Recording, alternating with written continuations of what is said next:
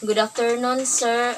I am John Mildred Lumotos, the reporter of Chapter 23 about last trip abroad in 1896. So, let's start this. Isla de Luzon, a regular steamer that Rizal Mess which sailed to Spain the day before he arrived in Manila Bay. So, atong na kuanan nga si Rizal is kanang napriso siya sa Dipitan in 4 years. So, tung nakagawas na siya, gihatagan siya og permission nga modong sa Spain. And then, may volunteer siya as a doctor sa militar sa Cuba.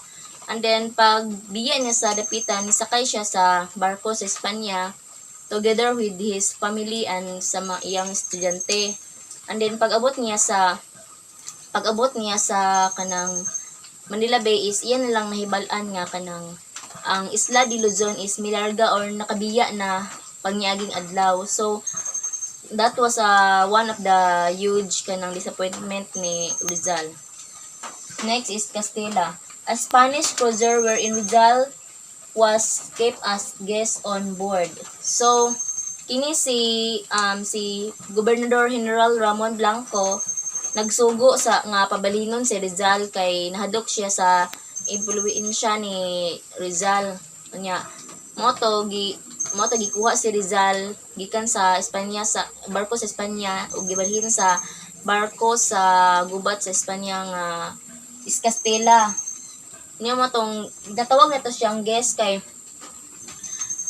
tatawag na to siyang guest kay kanang gibantayan siya pag-ayo o kanang gitreat jud siya nga bisita ng barkuha. Next is August 26, 1896, Andres Bonifacio and the Katipunan raised the cry of revolution in the hills of Balintawak a few miles north of Manila.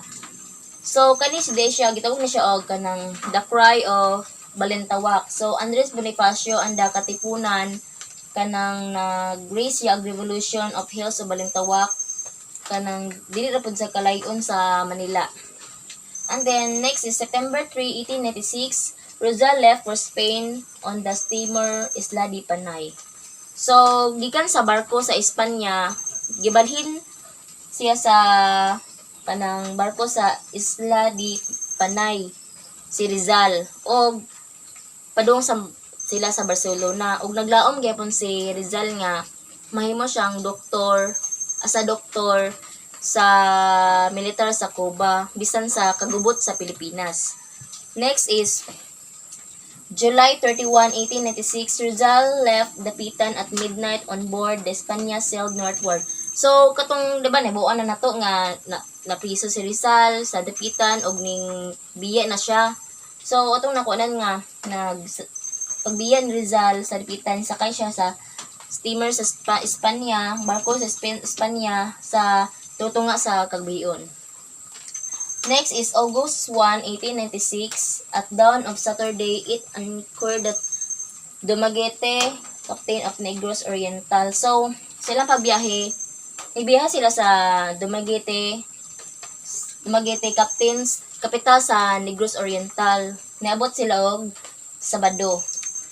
Next, sa pagbiyahe nila sa Dumaguete, nagsuwat si kanang Rizal og travel diary og iyang describe ang Dumaguete nga kanang nagkatagdang ang kadagatan, kanang dagko ang kabalayan dadto, and then kanang ang mga atop sa balay made of iron.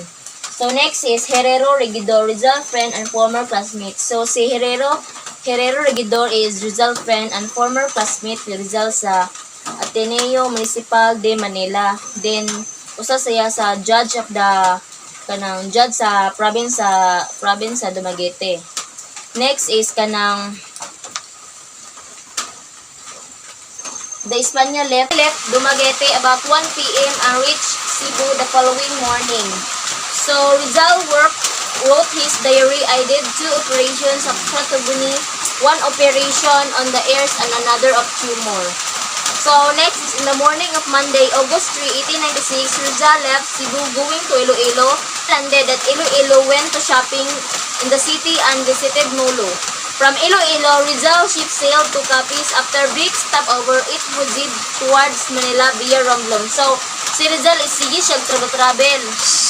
indo sa Cebu, gikan sa Cebu ni dong sa Iloilo, and then pag doon sa Iloilo ning shopping siya dito sa city, and then ni bisita sa Molo.